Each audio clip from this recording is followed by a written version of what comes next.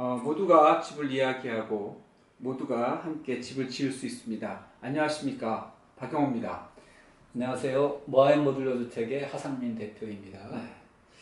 우리가 저번 주에 그 공유도 주택을 이제 1편을 좀 마무리했고요. 네, 그렇죠. 공유도 주택이 자연 속에 모듈러 주택이 들어간 케이스라 그러면 오늘 우리가 다뤄야 될 주택은 이 도심지 한가운데 들어가는 이제 모듈러 주택입니다. 그죠? 네. 모듈러 주택이라는 단어를 많이 쓰다 보니까 최근에 이제 언론에서 많이 등장하고 있는 것들이 뭐냐면 대형 건설사들이 향후의 주택 사업의 가장 중요한 방향으로 설정하고 네, 그럴 수밖에 없어요. 예, 그런 문화를 지금 조성하고 있는 분위기입니다.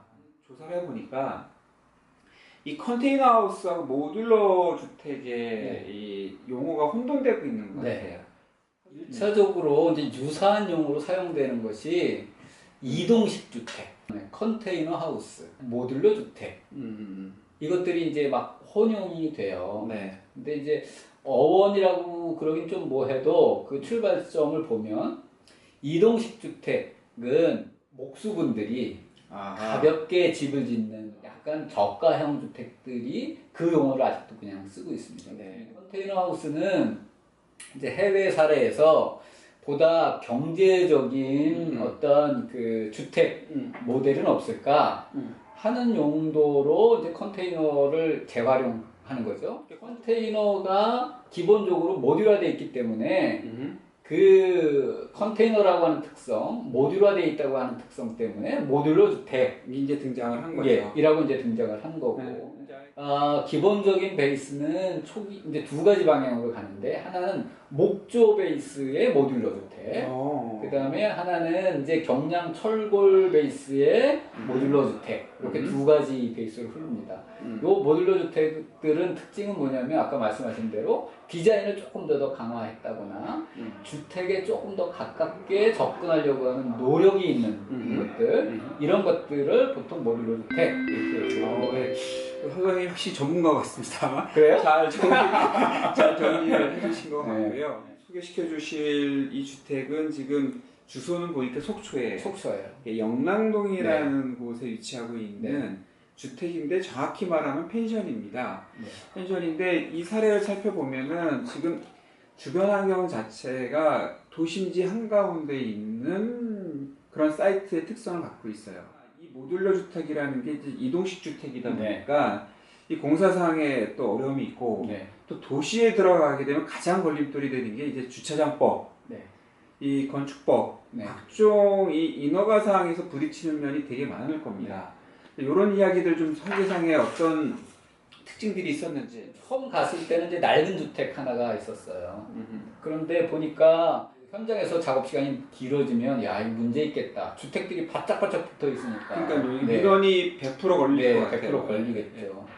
이제 그런 걱정을 이제 우선 했었고, 다행히 상업지역이에요. 그래서 만약에 주거지역이나 그랬으면 실제 건폐율이나 이런 것 때문에 훨씬 더 작은 규모가 나왔겠지만 상업지역이어서 건폐율은 충분히 확보할 수가 있었어요. 그런데 문제는 주차장. 이걸 해결할 방법이 없는 거야. 상업지역에서 꽉 채울 수는 있는데 주차를 해결할 수가 없어요. 그래서 이제 여기는 이제 객실이 되는 거죠. 여기 펜션이니까 펜션을 그냥 확 들어버리고 아래쪽을 싹 비워서 주차를 아래에다 하자. 주차 세대를 각 동 아래에다가 하고 이제 그 펜션 위로 들어 올린 거죠. 그래서 첫 번째 요구사항이 뭡니까? 나 이사를 하겠다. 돈이 없다. 돈이 없다. 그다음에 돈이 많지 않다. 그다음에 펜션을 하고 싶은데 예쁘게 짓고 싶다. 단위 모듈당의 면적들은 대충 어느 정도로? 6평 정도 됩니다. 지금 요 한 평수가 6평. 모듈 하나당 6평이고 거기에 이제 복층이 있어서 다락방으로 올라가면 다락방이 한 2평 반. 이 정도. 왜 이렇게 셋백이 되고 왔다 갔다 하게 만들었어요? 그게 어떤 거냐면 그렇게 안 해놓으면 뒷공간을 쓸 수가 없을 정도로 좁아. 여기에 지금 계단 타고 올라갔을 때 여기 동과 요 동을 연결시켜주는 그렇죠. 그 동선 때문에 이 앞동이 튀어나왔어요. 근데 이 집이 안 튀어나왔으면 재미가 없었지. 당연히. 그러니까 그런 어떤 기능적인 부분하고 네. 이런 어떤 동성애 관계와 메스의 배치가 네. 맞아떨어진 사례라고 보면은 이해가 그렇죠. 되겠네요. 네. 총 기간은 어떻게 됐어요? 공사 기간은? 공사 기간은 생각보다 길었어요. 그러니까 공장에서 제작은 되게 짧았는데 현장에서 마무리 시간이 조금 길었어요. 내부를 보시면 내부가 그 아주 따뜻한 분위기예요. 내부가 굉장히 좋습니다. 이게 뭐 분위기가 네. 뭐 일반 펜션의 분위기지만 좀 네. 모던하면서도 굉장히 따뜻한 따뜻하죠. 분위기의 컬러를 만들어서 조명 처리도 그런 네. 효과를 줬던 네. 것 같아요. 예. 그거는 이제 전적으로 저희가 잘한 게 아니라 음. 요 펜션 하실 분의 안주인이 잘했어요. 코디를 잘 해주셨고 그 코디 덕분에 좋은 공간이 만들어졌지만 공사 기간이 길어졌어요. 아, 이 발코니가 조망이 좋아야 되는데 내가 이 사이트를 안 가봤으면 모르겠는데 안 좋아. 안 좋아. 이 집은 앞에 보면은 이게 해변가가 쫙 펼쳐져 있으면 이 발코니의 효과가 엄청 컸을 텐데 아니 이걸 왜 만들었지 이런 생각이 들어요. 그렇죠. 왜 만든 거예요? 그런데 그거에 대한 답이 여기 있어요.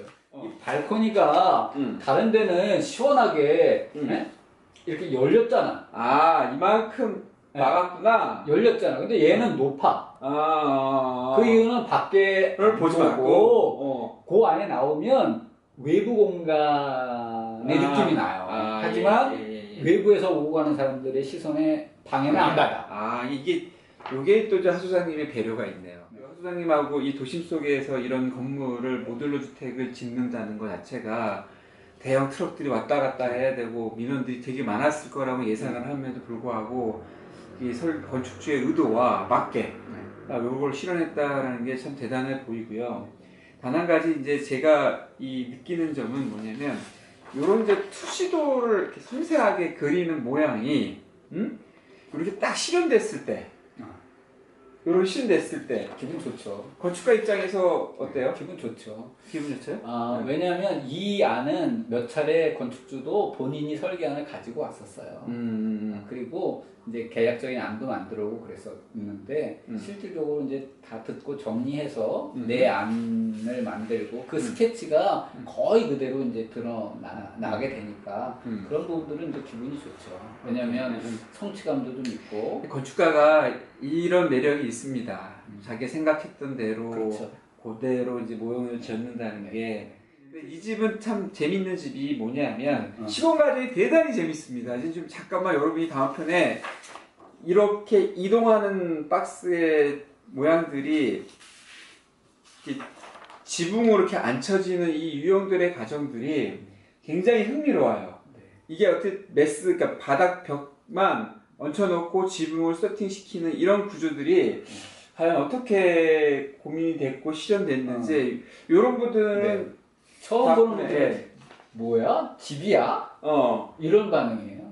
근데 이거는 그런 게 다음 편 시공편에 굉장히 좀 재미있는 이야기를 줄 수 있을 것 같습니다. 그러시죠. 구경거리가 되거든요. 예, 그러면 설치할 때. 이제 도심 속에서의 애로사항을 잠깐 이 속초 영남동 주택을 통해서 한번 살펴봤고요. 이 모듈러 주택이 이런 도심지 한가운데서 지을 수 있다.